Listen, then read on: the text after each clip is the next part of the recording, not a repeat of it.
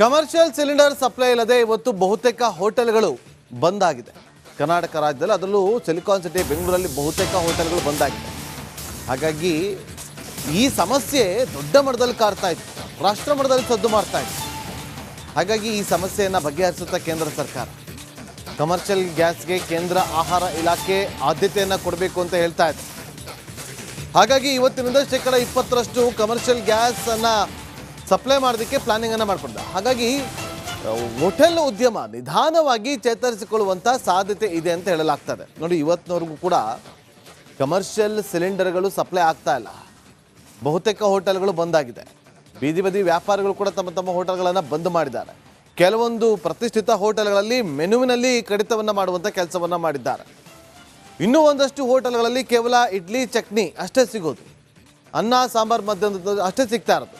ಇದು ಹೋಟೆಲ್ ಉದ್ಯಮಕ್ಕೆ ದೊಡ್ಡ ಪೆಟ್ಟು ಕೊಡ್ತಾ ಇದೆಯಲ್ಲ ಅಂತೇಳಿ ಕೇಂದ್ರ ಸರ್ಕಾರ ಇವತ್ತಿನಿಂದ 20% ಕಮರ್ಷಿಯಲ್ ಸಿಲಿಂಡರನ್ನು ಕೊಡೋದಕ್ಕೆ ತೀರ್ಮಾನವನ್ನು ತೆಗೆದುಕೊಳ್ಳಲಾಗಿದೆ. ಹಾಗಾಗಿ ಸಮಸ್ಯೆ ಇತ್ತಲ್ಲ, ಆ ಸಮಸ್ಯೆಗೆ ಇನ್ನು ಮುಂದೆ ಬ್ರೇಕ್ ಬೀಳುತ್ತಾ ಅನ್ನೋದನ್ನು ಕಾದು ನೋಡಬೇಕು.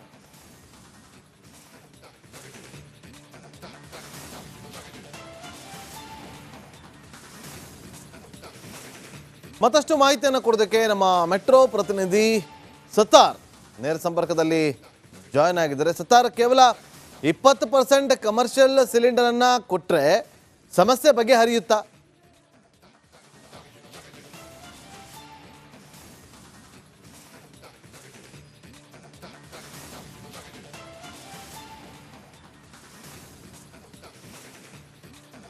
ನಾಗೇಂದ್ರ ಬಾಬು, 20% ಈಗ ಸದ್ಯಕ್ಕೆ ಪೂರೈಕೆ ಆದ್ರೆ ಒಂದು ಹಂತದಲ್ಲಿ ಬಿದ್ದಿರುವಂತಹ ಹೋಟೆಲ್ ಉದ್ಯಮ ಒಂದು ಹಂತದಲ್ಲಿ ಎದ್ದು ನಿಲ್ಬಹುದು. ಯಾಕಂದ್ರೆ ಅವರಿಗೆ 50% ಅಷ್ಟು ಕೊಟ್ಟರೆ ಮಾತ್ರ ಚೇತರಿಕೆ ಕಾಣಲು ಸಾಧ್ಯ.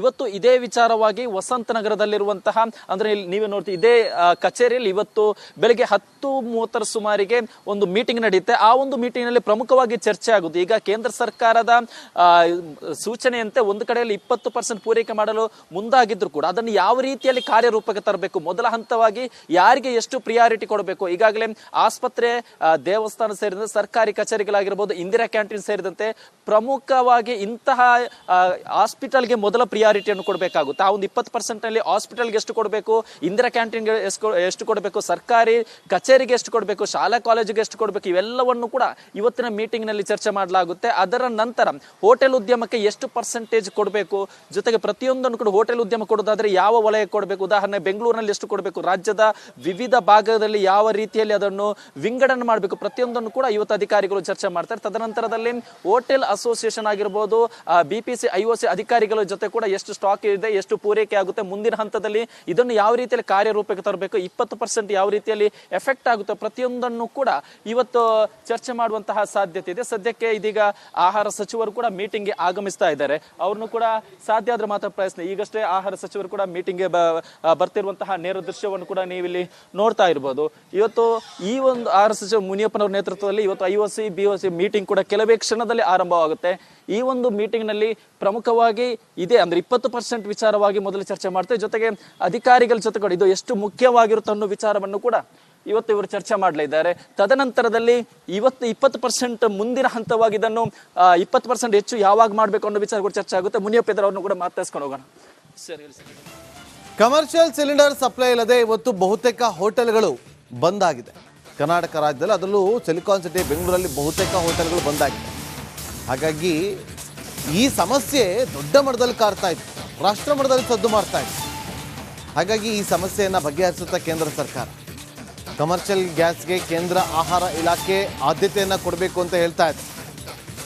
ಹಾಗಾಗಿ ಇವತ್ತಿನಿಂದ 20% ಕಮರ್ಷಿಯಲ್ ಗ್ಯಾಸ್ ಅನ್ನ ಸಪ್ಲೈ ಮಾಡೋದಕ್ಕೆ ಪ್ಲಾನಿಂಗ್ ಅನ್ನು ಮಾಡ್ಕೊಂಡ. ಹಾಗಾಗಿ ಹೋಟೆಲ್ ಉದ್ಯಮ ನಿಧಾನವಾಗಿ ಚೇತರಿಸಿಕೊಳ್ಳುವಂಥ ಸಾಧ್ಯತೆ ಇದೆ ಅಂತ ಹೇಳಲಾಗ್ತದೆ. ನೋಡಿ, ಇವತ್ತಿನವರೆಗೂ ಕೂಡ ಕಮರ್ಷಿಯಲ್ ಸಿಲಿಂಡರ್ಗಳು ಸಪ್ಲೈ ಆಗ್ತಾ ಇಲ್ಲ. ಬಹುತೇಕ ಹೋಟೆಲ್ಗಳು ಬಂದಾಗಿದೆ. ಬೀದಿ ಬದಿ ವ್ಯಾಪಾರಿಗಳು ಕೂಡ ತಮ್ಮ ತಮ್ಮ ಹೋಟೆಲ್ಗಳನ್ನು ಬಂದ್ ಮಾಡಿದ್ದಾರೆ. ಕೆಲವೊಂದು ಪ್ರತಿಷ್ಠಿತ ಹೋಟೆಲ್ಗಳಲ್ಲಿ ಮೆನುವಿನಲ್ಲಿ ಕಡಿತವನ್ನು ಮಾಡುವಂಥ ಕೆಲಸವನ್ನು ಮಾಡಿದ್ದಾರೆ. ಇನ್ನೂ ಒಂದಷ್ಟು ಹೋಟೆಲ್ಗಳಲ್ಲಿ ಕೇವಲ ಇಡ್ಲಿ ಚಟ್ನಿ ಅಷ್ಟೇ ಸಿಗೋದು, ಅನ್ನ ಸಾಂಬಾರು ಮಧ್ಯಾಹ್ನದ ಅಷ್ಟೇ ಸಿಗ್ತಾ ಇರೋದು. ಇದು ಹೋಟೆಲ್ ಉದ್ಯಮಕ್ಕೆ ದೊಡ್ಡ ಪೆಟ್ಟು ಕೊಡ್ತಾ ಇದೆಯಲ್ಲ ಅಂತೇಳಿ ಕೇಂದ್ರ ಸರ್ಕಾರ ಇವತ್ತಿನಿಂದ 20% ಕಮರ್ಷಿಯಲ್ ಸಿಲಿಂಡರನ್ನು ಕೊಡೋದಕ್ಕೆ ತೀರ್ಮಾನವನ್ನು ತೆಗೆದುಕೊಳ್ಳಲಾಗಿದೆ. ಹಾಗಾಗಿ ಸಮಸ್ಯೆ ಇತ್ತಲ್ಲ, ಆ ಸಮಸ್ಯೆಗೆ ಇನ್ನು ಮುಂದೆ ಬ್ರೇಕ್ ಬೀಳುತ್ತಾ ಅನ್ನೋದನ್ನು ಕಾದು ನೋಡಬೇಕು.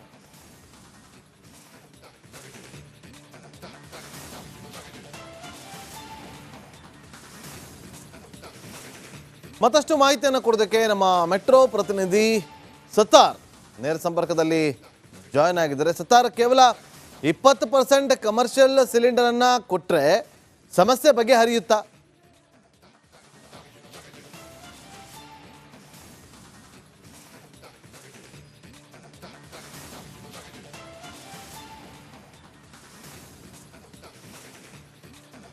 ನಾಗೇಂದ್ರ ಬಾಬು, 20% ಈಗ ಸದ್ಯಕ್ಕೆ ಪೂರೈಕೆ ಆದ್ರೆ ಒಂದು ಹಂತದಲ್ಲಿ ಬಿದ್ದಿರುವಂತಹ ಹೋಟೆಲ್ ಉದ್ಯಮ ಒಂದು ಹಂತದಲ್ಲಿ ಎದ್ದು ನಿಲ್ಬಹುದು. ಯಾಕಂದ್ರೆ ಅವರಿಗೆ 50% ಅಷ್ಟು ಕೊಟ್ಟರೆ ಮಾತ್ರ ಚೇತರಿಕೆ ಕಾಣಲು ಸಾಧ್ಯ.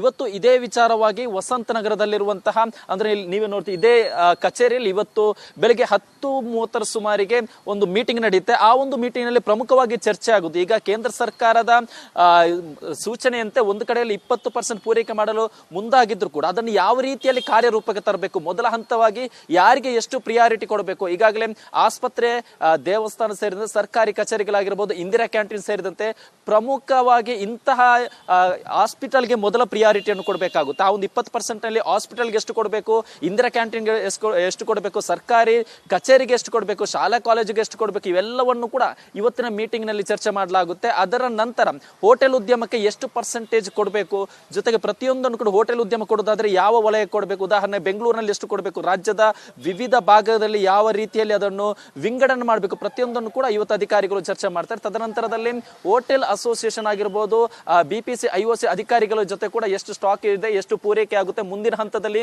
ಇದನ್ನು ಯಾವ ರೀತಿಯಲ್ಲಿ ಕಾರ್ಯರೂಪಕ್ಕೆ ತರಬೇಕು, 20% ಯಾವ ರೀತಿಯಲ್ಲಿ ಎಫೆಕ್ಟ್ ಆಗುತ್ತೆ, ಪ್ರತಿಯೊಂದನ್ನು ಕೂಡ ಇವತ್ತು ಚರ್ಚೆ ಮಾಡುವಂತಹ ಸಾಧ್ಯತೆ ಇದೆ. ಸದ್ಯಕ್ಕೆ ಇದೀಗ ಆಹಾರ ಸಚಿವರು ಕೂಡ ಮೀಟಿಂಗ್ಗೆ ಆಗಮಿಸ್ತಾ ಇದ್ದಾರೆ. ಅವ್ರನ್ನು ಕೂಡ ಸಾಧ್ಯ ಆದ್ರೆ ಮಾತ್ರ ಪ್ರಯತ್ನ. ಈಗಷ್ಟೇ ಆಹಾರ ಸಚಿವರು ಕೂಡ ಮೀಟಿಂಗ್ಗೆ ಬರ್ತಿರುವಂತಹ ನೇರ ದೃಶ್ಯವನ್ನು ಕೂಡ ನೀವಿಲ್ಲಿ ನೋಡ್ತಾ ಇರ್ಬೋದು. ಇವತ್ತು ಈ ಒಂದು ಆಹಾರ ಸಚಿವ ಮುನಿಯಪ್ಪನವರ ನೇತೃತ್ವದಲ್ಲಿ ಇವತ್ತು IOC BOC ಮೀಟಿಂಗ್ ಕೂಡ ಕೆಲವೇ ಕ್ಷಣದಲ್ಲಿ ಆರಂಭವಾಗುತ್ತೆ.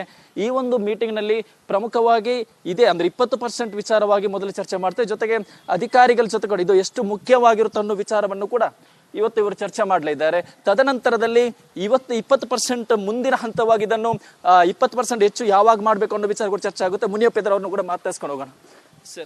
ಈ ಒಂದು ಆಹಾರ ಸಚಿವ ಮುನಿಯಪ್ಪನವರ ನೇತೃತ್ವದಲ್ಲಿ ಇವತ್ತು IOC BOC ಮೀಟಿಂಗ್ ಕೂಡ ಕೆಲವೇ ಕ್ಷಣದಲ್ಲಿ ಆರಂಭವಾಗುತ್ತೆ. ಈ ಒಂದು ಮೀಟಿಂಗ್ ನಲ್ಲಿ ಪ್ರಮುಖವಾಗಿ ಇದೆ ಅಂದ್ರೆ 20% ವಿಚಾರವಾಗಿ ಮೊದಲು ಚರ್ಚೆ ಮಾಡ್ತೇವೆ. ಜೊತೆಗೆ ಅಧಿಕಾರಿಗಳ ಜೊತೆ ಕೂಡ ಇದು ಎಷ್ಟು ಮುಖ್ಯವಾಗಿರುತ್ತೆ ಅನ್ನೋ ವಿಚಾರವನ್ನು ಕೂಡ ಇವತ್ತು ಇವರು ಚರ್ಚೆ ಮಾಡಲಿದ್ದಾರೆ. ತದನಂತರದಲ್ಲಿ ಇವತ್ತು 20% ಮುಂದಿನ ಹಂತವಾಗಿ ಇದನ್ನು 20% ಹೆಚ್ಚು ಯಾವಾಗ ಮಾಡಬೇಕು ಅನ್ನೋ ವಿಚಾರ ಕೂಡ ಚರ್ಚೆ ಆಗುತ್ತೆ. ಮುನಿಯಪ್ಪ ಅವರನ್ನು ಕೂಡ ಮಾತಾಡ್ಸ್ಕೊಂಡು ಹೋಗೋಣ.